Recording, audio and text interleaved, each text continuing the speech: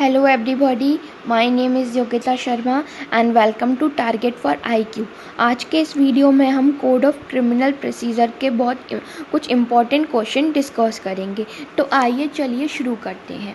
आज का पहला question, object of criminal procedure code CRPC का ऑब्जेक्टिव क्या है? A. To arrest the accuse person, B. To control crime, C. To punish criminal, D. To collect the evidence. इसका सही answer है D, to collect the evidence. Next question, how many sections, chapters and schedule are under the criminal procedure code? इसका सही answer होगा A, 37 chapters, 484 sections and 2 schedule. CRPC में 37 chapters हैं, 484 sections हैं and 2 schedules हैं। Next question, a person arrested by a police officer may be kept in police custody. Police के द्वारा जो पर्सन अरेस्ट किया गया है उसे कितने टाइम के लिए पुलिस कस्टडी में रखा जा सकता है? A. 24 hours, B. 48 hours, C. 3 hours या D. None of the above. तो इसका सही आंसर होगा A. 24 hours. Next question, when the investigation cannot be completed within 24 hours then before whom the accused person will be presented? इस question में पूछ रहा है कि अगर इन्वेस्टिगेशन 24 घंटे के भीतर कंप्लीट नहीं होती तो किसके सामने अक्यूज पर्सन को प्रेजेंट करना होगा? A. Magistrate not having territorial jurisdiction to hear the case, B. Nearest judicial magistrate or executive magistrate, C. Nearest judicial magistrate या D. None of the above. तो इसका सही आंसर होगा C, नियरेस्ट जुडिशियल मजिस्ट्रेट। जो निकटतम judicial magistrate होगा उसके आगे उन्हें प्रेजेंट करना होगा। Next question, the court can issue or publish the proclamation for the person absconding. जो कोर्ट है वो प्रोक्लेमिनेशन कहाँ जारी कर सकता है, कौन से सेक्शन में प्रोक्लेमिनेशन जारी करता है? A. Section 82, B. Section 83, C. Section 80 या D. सेक्शन 84। तो इसका सही आंसर होगा A, section 82। Next question, a private person has been empowered to arrest any person in whose presence commits a non-bailable, uncognizable offense or any proclaimed offender। इस question में पूछ रहे कि प्राइवेट पर्सन के पास जो अधिकार है किसी भी पर्सन को अरेस्ट करने का, कैसे पर्सन को जिसने उसके सामने क्या किया है, नॉन बेलेबल ऑफेंस या कॉग्निजेबल ऑफेंस कमिट किया है, उस पर्सन को अरेस्ट करने का अधिकार प्राइवेट पर्सन को कौन से सेक्शन में दिया गया है? A. Section 42, B. Section 44, C. Section 43 या D. सेक्शन 46। तो इसका सही आंसर है सेक्शन 43। सेक्शन 43 में प्राइवेट पर्सन के पास भी अधिकार है कि वो किसी पर्सन को अरेस्ट कर सके जिसके सामने कैसे पर्सन को जिसने नॉन बेलेबल ऑफेंस या कोई कॉग्निजेबल ऑफेंस क्रिएट किया है। Next question, which section of the code deals with the prosecution of the जजेस? A. Section 199, B. Section 200, C. Section 195 या D. सेक्शन 189। तो इसका सही आंसर होगा A, section 199। Next question, in case the investigation can not be completed within 24 hours, for how much maximum period an accused can be kept under the police custody? A. 7 days, B. 3 days, C. 15 days या D. none of the above। तो इसका सही answer होगा C, 15 days। Next question, in case which are exclusively triable by the courts of session, who can pass an order discharging the accused person? A. judicial magistrate, B. judicial magistrate first class, C. high court या D. session judge। तो इसका सही answer होगा session judge। Next question, the term victim has been defined by the court। जो victim है यानी जो पीड़ित है उसकी परिभाषा हमें कहाँ बताई गई है CRPC में? A. Section 2R, B.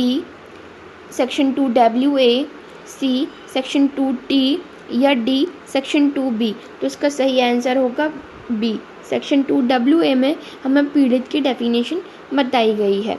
Next question, the provision of the code other than those relating to chapter 8, 10 and 11 therefore shall not apply in which of the following: A.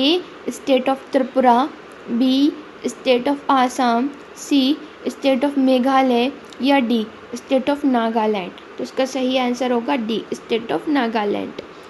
Next question, inquiry under criminal procedure code is conducted by, जो criminal procedure code में inquiry की जाती है वो किसके द्वारा की जाती है? A. Magistrate, B. Executive magistrate, C. Magistrate of court या D. None of the above. तो इसका सही आंसर होगा C. Magistrate of court. Next question, section 6 of the code provides, जो सेक्शन 6 है CRPC का वो हमें क्या बताता है? जो सेक्शन 6 है CRPC का वो क्या बताता है? A. Pecuniary jurisdiction, B. Territorial jurisdiction, C. Classes of criminal courts या डी. Power of courts. तो इसका सही आंसर होगा C. Classes of criminal courts के बारे में सेक्शन 6 हमें बताता है। Next question, public prosecutor is appointed by, public prosecutor जो होते हैं वो किसके द्वारा अपॉइंट किए जाते हैं? A. State government, B. High court, C. Executive magistrate या डी. Central government. इसका सही आंसर होगा state government. Next question, under which section of the code of criminal procedure assistant public prosecutor is appointed by the government, जो assistant public prosecutor होते हैं उन्हें government appoint करती है। तो इससे रिलेटेड जो प्रोविज़न बताए गए हैं CRPC में वो कौन से सेक्शन में बताए गए हैं? A. Section 20, B. Section 25, C. Section 24 या डी. Section 25A। तो इसका सही आंसर होगा B. Section 25। Next question, which of the following court can try a murder case, कौन से कोर्ट के पास अधिकार है कि वो किसी मर्डर से रिलेटेड केस को सुनवाई कर सके, मर्डर से रिलेटेड केस की? ए. एडिशनल सेशन जज, B. Magistrate first class, C. Chief judicial magistrate या D. None of the above. तो इसका सही आंसर होगा ए. इनमें से एडिशनल सेशन जज के पास ये पावर है कि वो किसी मर्डर केस को ट्रायल कर सके। Next question, how much punishment of imprisonment could be given by chief metropolitan magistrate, CMM के द्वारा कितना इम्प्रिजनमेंट दिया जा सकता है? A. Up to 10 years, B. Up to 7 years, C. Up to 3 years या डी. Up to 14 years. तो इसका सही आंसर होगा B. Up to 7 years. Next question, in which of the following case have the right of arrested person been enumerated by the Supreme Court। इस case में पूछ रहा है कि इनमें से कौन से केस में सुप्रीम कोर्ट ने जो अरेस्टेड पर्सन के राइट्स के बारे में बताया था?